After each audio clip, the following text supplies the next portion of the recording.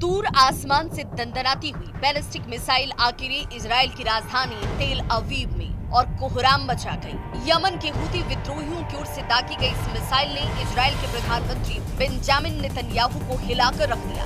पिछले कुछ समय से इजराइल के खिलाफ मोर्चा खोलने वाले हूती विद्रोहियों ने इजराइल पर बैलिस्टिक मिसाइलें दागनी शुरू कर दी, पर बीते 4 दिनों में उनकी ओर से किए गए ताबड़तोड़ 3 हमले ने इजराइल में दहशत फैला रखी है। हूती विद्रोहियों की ओर से एक के बाद एक हो रहे हमलों से इजराइल की राजधानी तेल अवीव में बार-बार सायरन बज रहे हैं और चारों ओर अफरा तफरी मच रही है।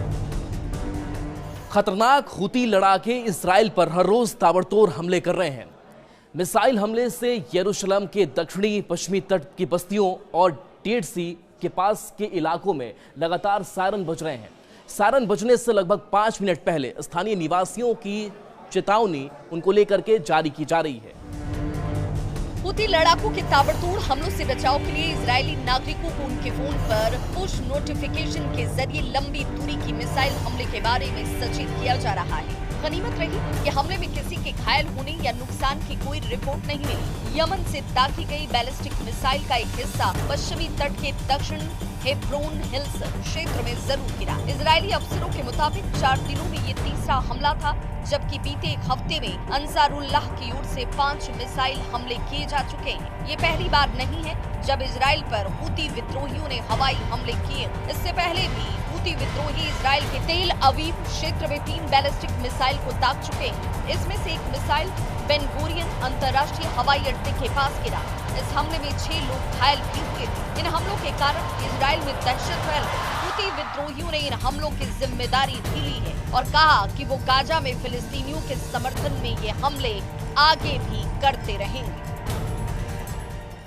हूती हमलों से परेशान इजराइल ने ये साफ कर दिया है कि ये हमले अगर ऐसे ही जारी रहे तो आने वाले वक्त में हूती विद्रोहियों पर आक्रामक तरीके से कार्रवाई की जा सकती है। ऐसे में मिडिल ईस्ट में तनाव बढ़ने की आशंका एक बार फिर से गहरा रही है। साल 2023 में जब इजराइल और हमास की जंग शुरू हुई, तब से हूती विद्रोही इजराइल और इजराइल के समर्थक देशों को निशाना बना रहे हैं। लाल सागर से लेकर अदन की खाड़ी में पश्चिमी देशों के मालवाहक जहाजों पर ताबड़तोड़ हमले किए जा रहे हैं। हूती विद्रोहियों ने धमकी दी है कि वो फिलिस्तीन के समर्थन में आगे भी इजराइल और उनका साथ देने वाले देशों पर हमले करते रहेंगे और तब तक नहीं रुकेंगे जब तक गाजा में इजराइल अपने हमले रोक नहीं देता। गाजा में इजरायली अत्याचार को लेकर यमन की राजधानी सना में सड़कों पर सैलाब उमड़ पड़ा। हर ओर फिलिस्तीनियों के लिए दुआएं मांगी जा रही हैं और इस्लामिक मुल्कों की चुप्पी पर सवाल खड़े किए जा रहे हैं। पूछा जा रहा है कि इजरायली जुल्मों से निकली चीखें क्या इन इस्लामी मुल्कों के हुक्मरानों के कानों तक नहीं पहुंच रही। यमन की राजधानी सना में लाखों लोगों की रैली निकाली गई। इन रैलियों ने यह साफ कर दिया है कि यमन के लोग गाजा और फिलिस्तीनी जनता के समर्थन में न सिर्फ एकजुट हैं बल्कि पूरी ताकत के साथ खड़े हैं।